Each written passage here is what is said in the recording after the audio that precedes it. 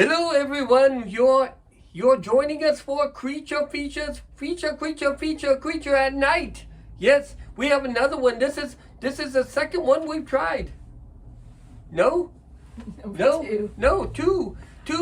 What do we have tonight? Oh, is it scary?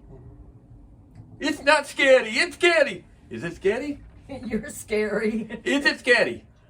No. No. Why isn't it scary? Don't tell him. Don't tell him. Then don't ask me. Okay, let me work into it, because you... Okay, listen first. Let me tell you a story about a man named Jed. Okay? He lived in the mountains with his family, and he had a hard time feeding them, so he was out shooting for food. He was a terrible shot, by the way. By the looks of the video I seen, he couldn't hit anything. He was shooting at the ground. And up from the ground, what came? A bubbling crude. A bubbling crude. That's right. Wasn't nothing to eat for sure. But bubbling crude come up. What was it? It was black gold. Texas tea. Texas tea. I don't like tea. Don't drink tea. It's leaves soaked in with water. You don't want to drink that. I drink tea. Tea? Don't drink Texas tea. Well, the first thing you know, Old Jed's a millionaire. he's a millionaire, and Penelope's kinfolk said, move away from there, because they all live down south. Yes. Where did they say to go? They said to go to California. It's a place. You ought to be. Yes. So they loaded up the junkie truck and they moved to Beverly, that's right. Beverly Hills, that is. Swimming pools.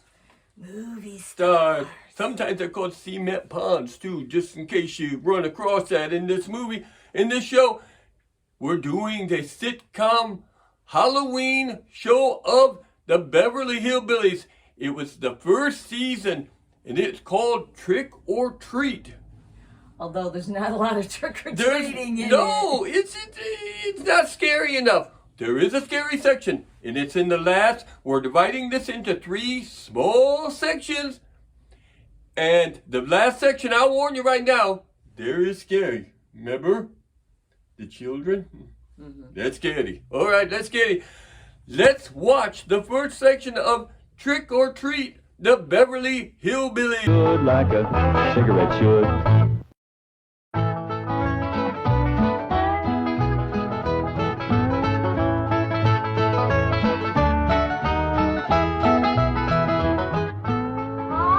Yeah, Ellie?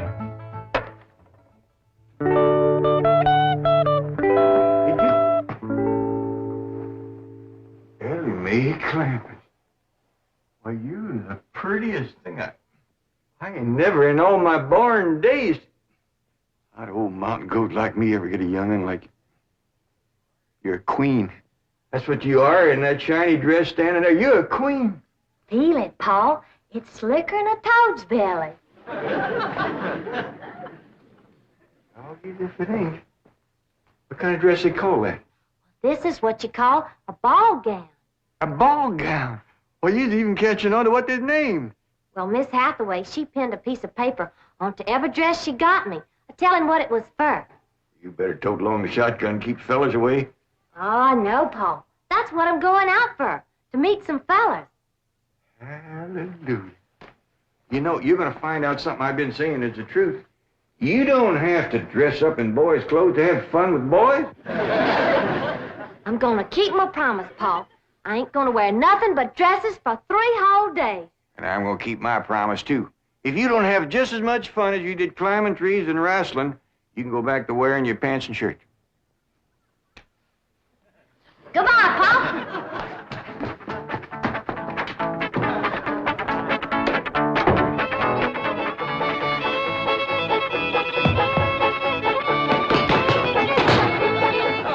What you doing? Killing ants? Hey, this place place ain't got no ants. I'll tell you something else it ain't got. That's me. I'm gonna pack up and go home. Wait a minute. Hold on there. This is home. Not to me it ain't. And for my part, they can give Beverly Hills back to the Indians. Or whoever else was fool enough to come here in the first place. Come on, let's go in here and sit down, and we'll talk this whole thing over. You just got your back up because the police made us get rid of all our cows and pigs and chickens and stuff. Well, that didn't help, hon. But if they don't allow folks to have stock, why have they got that all-fired fancy stock pen down there? Well, Granny, it turned out that there was something called a tennis court. What in tarnation is a tennis? I don't know, but one of these days we'll get us a pair of them and go to raise them out there. Well, you go to raising them. I'm going back home, where I can get some good things in life, like hog jowls and possum shanks. Now, hold on, Granny. Jethro's out hunting possums right now. He won't find none. I've been all over these Beverly Hills, and I tell you it ain't easy. Climbing fences and walls and jumping over hedges to get around those cement ponds where there are a lot of half-naked women laying there smearing themselves with oil and yelling at you to get out, get out. I tell you, Jed, this place is full of the laziest, greasiest, unfriendliest mess of people I ever did lay my eyes on. Here's Jethro. Hi, boy. What'd you get? I got chased by a fellow with a club. Now, did you hear that, Jed? It says Beverly Hillbillies picking on a little boy like Jed. Come on, Jethro, load up the truck and let's head for home. Hold on. I think I know what's ailing you two. You're just plain old homesick. Well, I'm sick of this home, I can tell you that. Yeah, now, I got a surprise. I've been kind of saving. I reckon now's good time as any to let the cat out of the bag. We need pigs and chickens, and he gets us a cat. Now, that ain't the surprise, Granny. The surprise is Pearl's coming out here. Ma's coming out here? Yeah, and she's bringing your sister Jethrine. Hot diggity dog. Yeah, I wrote her a letter. I said, Pearl, I says, why don't you come out here and bring Jethrine? We got lots of room and plenty to eat, and we sure is a hanker to see you. Oh, boy. I gotta get us some possum now, because if there's one thing Ma and Jethrine likes, it's grits and possum shanks. You don't look particular cheered up, Granny. Jed, you might fool that boy with a story like that, but not me. What do you mean? Since when can you write letters? Well, now, hold on, Granny. Now, wait a minute. Wait a minute. Granny, I didn't write that letter by hand. Held the pencil betwixt your toes, did you? No, I wrote it by a new way. The banker's secretary showed me. It's called dictation. What's dictation? Well, it's wonderful, Granny. You just talk, and she writes it down. She sure must write fast. Yeah, and with a bad hand, too. She got a bad hand? This one, she calls it her shorthand. I don't care how many letters you dictate, Jed. Pearl ain't a-coming out here. Leastwise, not right now. Well, sure she is, Granny. She's looking to find a husband for Jethrine. I'll tell you who Pearl is a-looking to get a husband for. Pearl. And I think she's got her cap set for that oil man that bought your swamp. Mr. Brewster? Why, he lives clean over to Tulsa. Yeah, but pumping oil brings him over to your place. And I'll bet you pigs to polecats that when he shows up, Pearl ain't fur behind. There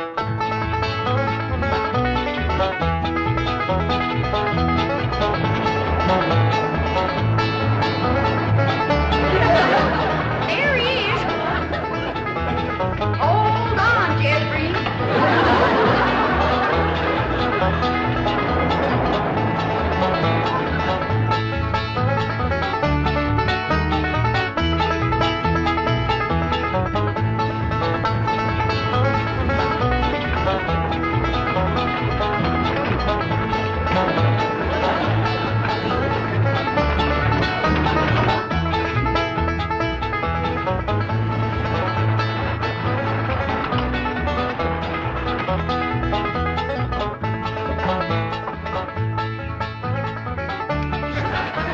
Why, Mr. Brewster of all people. Fancy meeting you here. Small world, ain't it? Yes, it certainly is. Oh, this here's my daughter, Jethrine.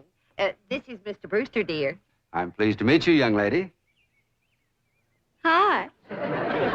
May I give you a hand, Mrs. Bodine? Oh, thank you. Stay in the buggy, dear. Careful now. There we are. Well, I see you girls are on your way to a Halloween party. What kind of party? Halloween. What's a Halloween? You don't celebrate Halloween here in the hills? Well, I never heard of it. What's it like? Well, it's an occasion where everyone gets dressed up in their most beautiful clothes. Oh, these old things, they're just something I threw together myself. Well, they look like they came from Saks. Well, they didn't. I made them with store-bought yard goods. Didn't I, Jeffrey? Yes, sir. What brings you girls here on this beautiful Indian summer day? Following you. we was headed this way anyway. I promised to keep an eye on the old home place for Cousin Jed, remember? Oh, I hope he won't mind that I had a telephone put in the cabin. You see, we're using it as a sort of a field office. Oh, he won't mind. Especially if you would show it to me and I could see for myself that there was no damage done to the cabin. Well, that's quite all right. Come along, huh? Stay in the buggy, dear. Well, perhaps you'd like to stretch your legs. They're long enough now. You know, Jeffrey's awful tall for age. She takes after her father. Her late father, that is. I'm a widow. Yes, I believe you told me. Oh, that's right. That's when you told me you was a widower. Yes. You, still are, I suppose. A widower? No, yes. Stay in the buggy, dear. Okay, you just watched that first section. No Halloween. What is this all about? There's no Halloween. It didn't seem scary at all. Did it? Did it? No. No. You have anything you want to tell us? Oh, by the way, I didn't introduce. I feel foolish. I feel foolish now. You are I pretty feel foolish. I feel really foolish now. By the way, I'm Dr.Dollz. That's who I am. And this is my co-host, Miss Penelope. She is a cemetery administrator. Yes, administrator. Does she look like an administrator? She's a cemetery administrator. And how handy to be on this show, because that's scary too. All right. Tell us a little bit. You got any information about the Beverly Hillbillies show that we're watching right now? You got any information? Tell us. It aired in 1962.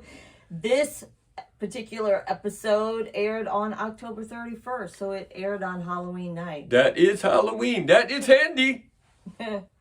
This is the first appearance you see of the character Jethreen Bodine, which is played by the same person that is Jethro Bodine. Who is he? Max Baer. That's right. It's Max Baer. I'm thinking he is a close relative of Paul Bearer. Is that true? No. Paul Bearer on wrestling? No? No. You sure? Because it's trick-or-treating, he's scared of you. No, I'm sure. I thought sure there was a connection there with Paul Bear and Max Bear. No? Not wrong. Oh, okay. And actually, Max Baer is the only person still alive from that show. She brings us down every time. She thinks because she works at the cemetery, Hey, I have I'm to be working dead. death every day. Everybody's That's what dead. I do. He's 87 years old. He's not dead. That's good. But Jethreen is Jethro's sister, and he did not do the voice of Jethreen. Linda Henning did the voice of Jethreen, and she is from Petticoat Junction. Petticoat Junction, the redhead from Petticoat Junction, the redhead daughter did the voice. Yes. Yes. Let's show you. Let's go for the second section of Beverly Hillbillies Trick or Treat. There is a Halloween piece in this. Little teeny. Can you find it? I doubt it.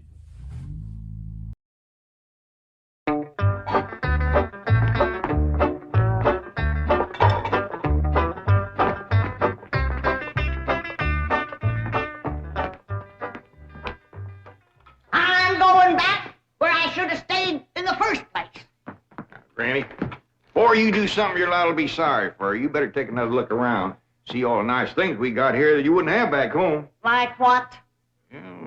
Like this great big cooking room, for one thing. Why, you could take our whole cabin and put it right in this one room. Well, if you did that, I might stay. What about them big ice boxes? You got nothing like them back home? Didn't need 'em. Got nippy in the fall like the good Lord intended it to. This crazy California stays warm all year round. That's awful good for growing things. Look at that fruit there. Did you ever in your whole born days ever see anything as pretty as that fruit? Don't spoil neither. Don't taste neither. Oh, now. Jethro ate a whole bunch of them grapes. 2 apples, a pear, and a whole handful of strawberries. And he said there wasn't one bit of juice in the whole kit and caboodle of them. He said it was dry as wax.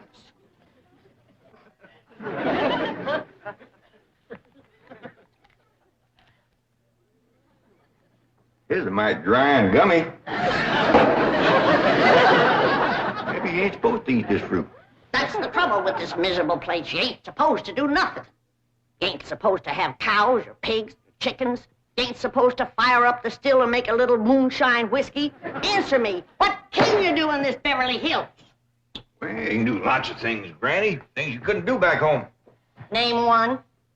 Well, you can call up your friends on the telephone. No, you can't. Why not? 'Cause we ain't got no friends, that's why not. There ain't been one neighbor come a-calling on us since we moved in here. Oh, so that's what's ailing you. Nobody's been coming to call. Well, now you got to remember what Pearl said. This here is Beverly Hills where the movie stars live. What's that got to do with it? What's that got to do with being friendly? Nothing. I just thought it might sidetrack you. Well, it didn't. Movie stars are people just like us, ain't they? Yeah, certainly prettier.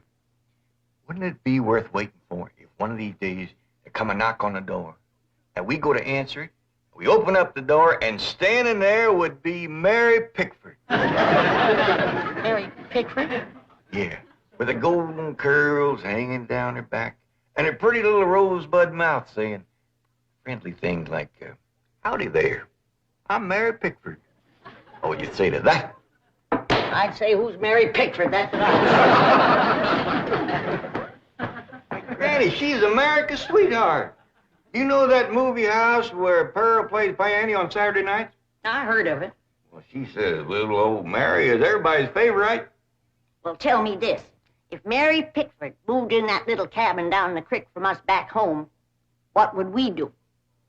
Oh, we'd have gone calling and brought her over a mess of pone and skinned possum. Yeah. And has Mary Pickford brought us a mess of pone and skinned possum? No, she ain't. You gotta remember, Granny, she probably spent 4 or 5 hours a day just fooling with and combing that beautiful curls hang clear down Uncle Jan! Hello, Jethro. What'd you get this time? I got arrested. Yeah. Policeman, he took my gun away. He said they don't allow hunting in Beverly Hills. That does it. That does it. Then he pointed to old Duke here. He said that dog had his rabies shot. And I said, no, sir, that dog ain't had nothing shot. I'm careful with a gun. What'd he say? He said, oh, wise guy, huh? So he put Duke and me in his police car. But we jumped out and run. Oh, is Ma and Jethro here yet? No, when they ain't a-coming. Now, if you want to see your ma and your sis, you pack up that truck, and you and me will skedaddle back home where folks is friendly. Now, Granny. Doggone if she ain't the muleyest little woman. Granny, now just a minute. Now, Granny, will you just let me say one thing? Well, you be quick, 'cause I got a long trip ahead of me. Granny, I know it ain't been easy for you out here. New things is always vexing, especially at your age. But I'm bound and determined to keep this family together. And if you go back to the hills, we's all going with you. I'm asking you please to stay. Not for my sake, but for Ellie Mae. Granny, what this place has done for her is a plain miracle. Why, that wild Injun has become a grand lady. I wish you could have seen her go out that door looking like a queen in a picture book. I tell you, I just wanted to sit down and bawl, the way you done when I married her ma. Now, she's just... She's out there now. Now, just wait, Granny. Wait till you see. In here, Ellie Mae. Huh? You sure was right. Oh, Huggin, you don't have to wear boys' clothes to have fun with boys. May, you promised me you wouldn't wrestle. I ain't been wrestling. Then what have you been doing in your ball gown? Doing what I'm supposed to do, playing ball. Oh, I made 2 touchdowns and kicked 3 field goals.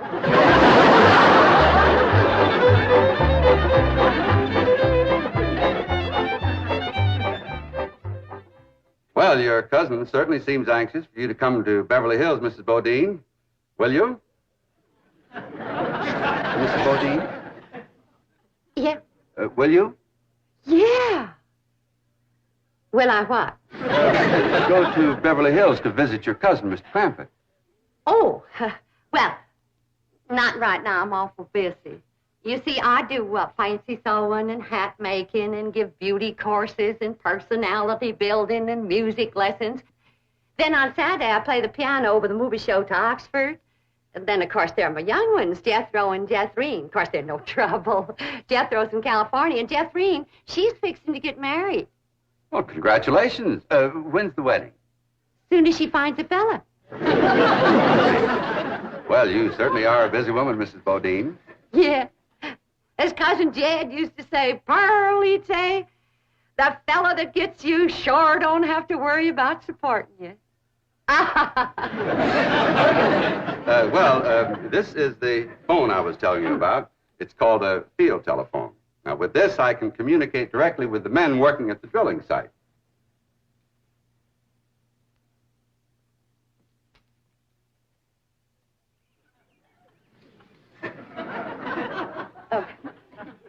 Any young men down there? Oh, yes. Any unmarried young men? I'm sure there are.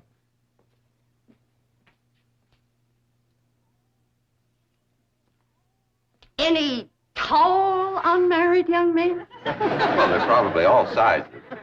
Yeah. Suppose it gets pretty lonesome working down there. Well, it's very likely. This is rather an isolated area. Any specially tall, specially lonesome, unmarried young ones? I don't think I can call any by name, no. Uh-huh.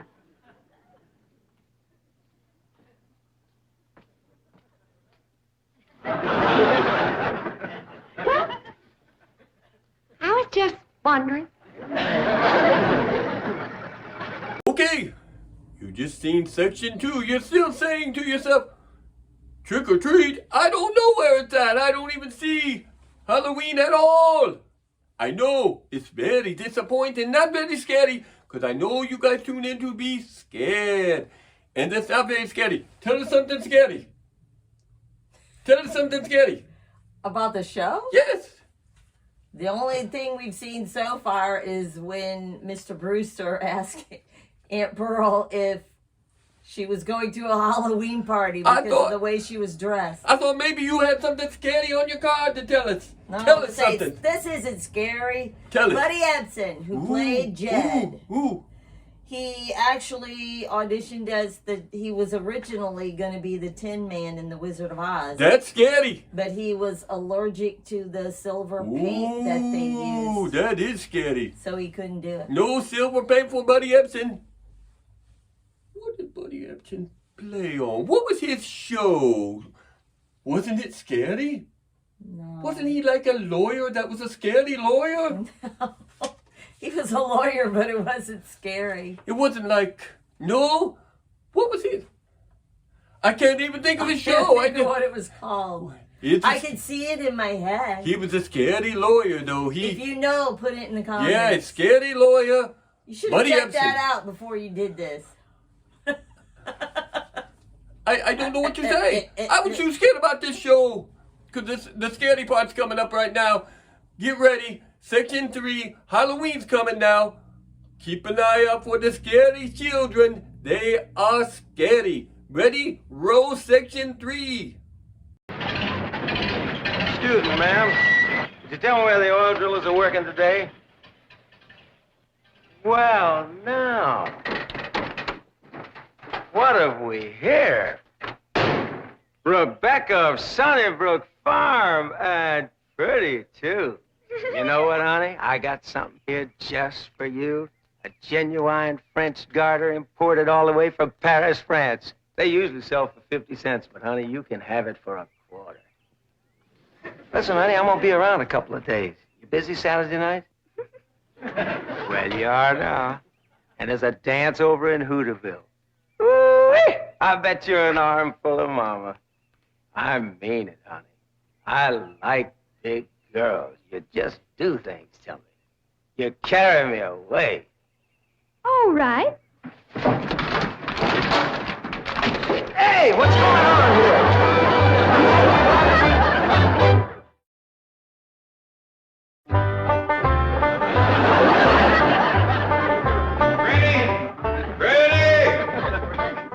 Oh, there you are.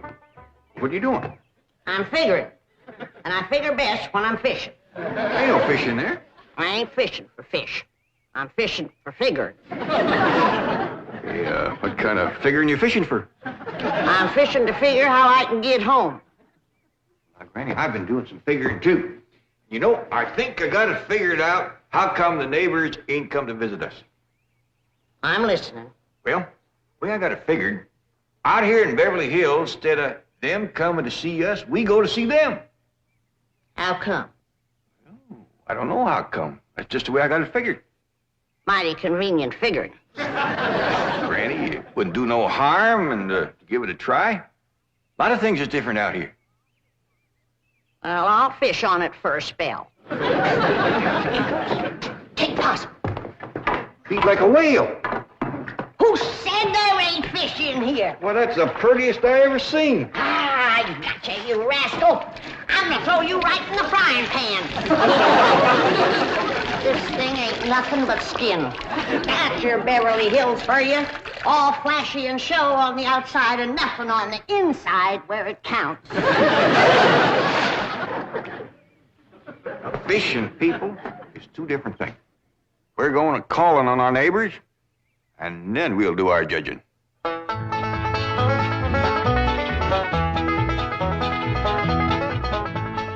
Well, let's see now. Which neighbor shall we call on first? Mr. Drysdale's off in Boston with his missus, so let's go this way. If you ask me, let's go back that way. Now, Granny, you promise. Come on, everybody, let's go. You reckon they'll give us a mess of corn or something, Pa? Or maybe some salted down possum. Probably so lie on us.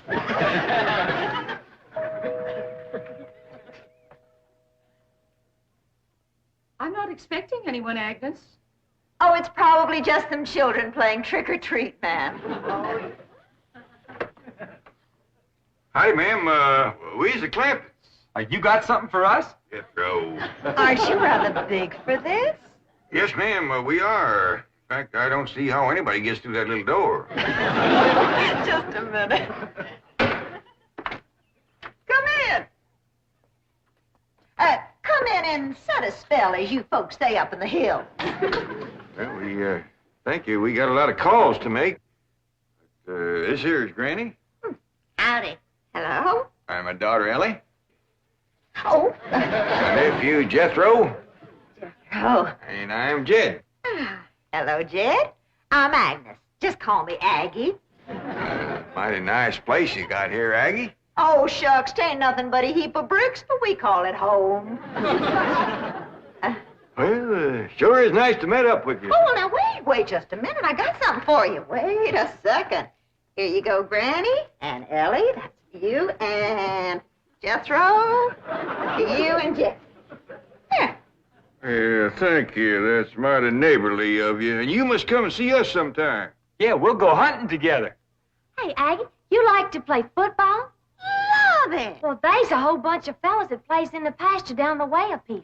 And they'd like it just fine if I could bring some more girls along. Now, don't forget.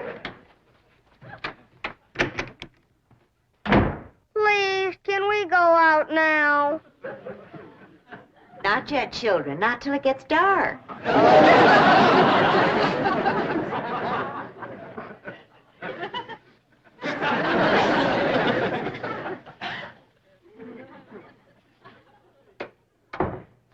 Ain't that the most most pitiful thing. Heart-rendering. Just heart-rendering. Nice looking woman. Friendly as you please. But them young'uns is the homeliest I ever see. Wonder she didn't want to come a-calling on us. Yeah. Reckon I'd stay home, too, if my kids looked like that. Kid, I ain't never gonna say a bad word about nobody. I know what you mean. Diggies, every house we went to, they was nice to us, wasn't they? Sure was, kid. Hey, listen, everybody. I got an idea. Let's call up Cousin Pearl and tell her to come on out here. Uncle Jed, you can't call Ma on the telephone. Drysdale said we could call anybody we had a mind to. Well, Ma, she ain't got no telephone at home. Don't matter. She ain't never home nohow. The way I look at it, you can't never tell what you can do until you try. Don't forget to spin the wheel.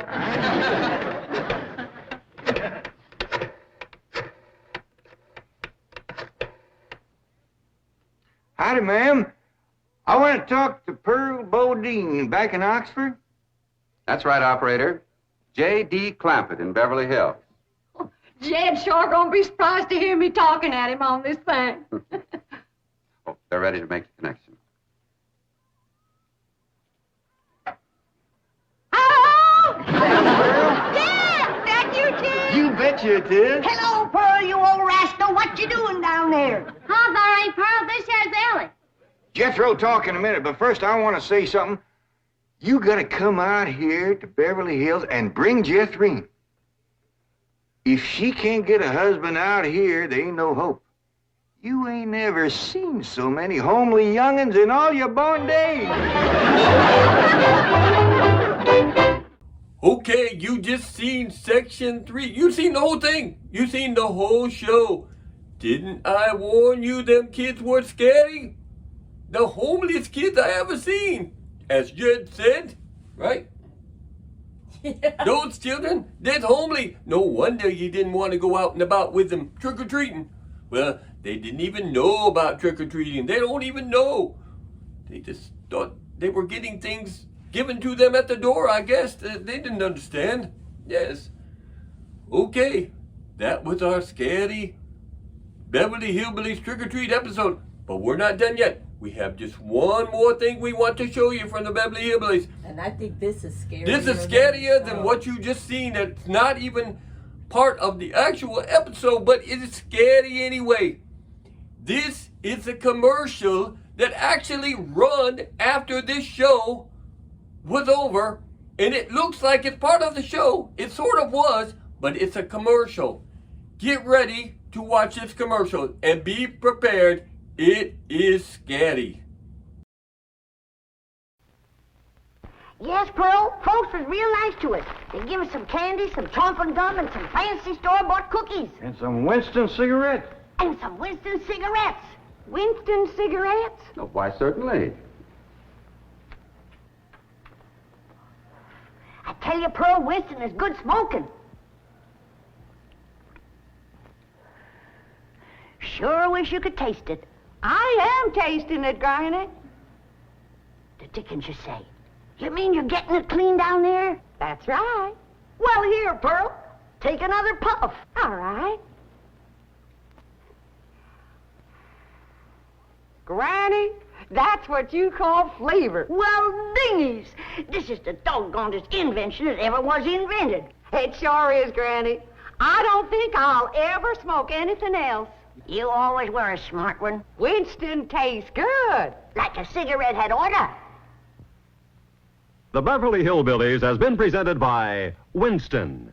We hope you enjoyed it, and we hope you'll try Winston, because Winston tastes good, like a cigarette should. This has been a Filmways presentation.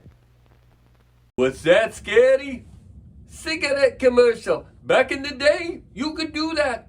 Cigarettes were on the TV all the time. Did you notice how Granny was smoking, holding that cigarette? It's like she never held a cigarette before. She probably had it. Smoking it like this, I don't know. Granny, she didn't know how to smoke. She was sure enjoying it, though. That flavor was good. Went right through the phone. Yes, Aunt Pearl loved it. But that was what it was back in those days. When I grew up, you seen cigarettes on the TV all the time. It was all the time commercials. Marlboro Man. Marlboro, yes, he's dead now. Speaking of dead people, Smoking. yes. Okay. Anyway, that was probably the scariest part of the whole show was that Winston commercial. You notice that they were just, I don't even know what to say. Yes. Okay, I just wanted to add one more thing. You know, her being a administrator for the cemetery, she works around dead people all the time. So, how is it down to your work? Do you like it? Yeah. Do you dig it? No. You don't dig it? I don't dig it. I tell someone else to dig it. Oh, I see. But has it been dead lately? It's always dead. That's about all the jokes I have for an administrating. Maybe I'll have more next time. Yeah, maybe I'll have some more. But anyway, there we go. You're killing me. Oh my. Oh, that's pretty cheap humor for sure. Yes, I can't believe it. Thank you for watching Beverly Hillbillies Trick or Treat and the cigarette commercial. Yes. Okay, are we done? We're done. Good night. All right. See you next time.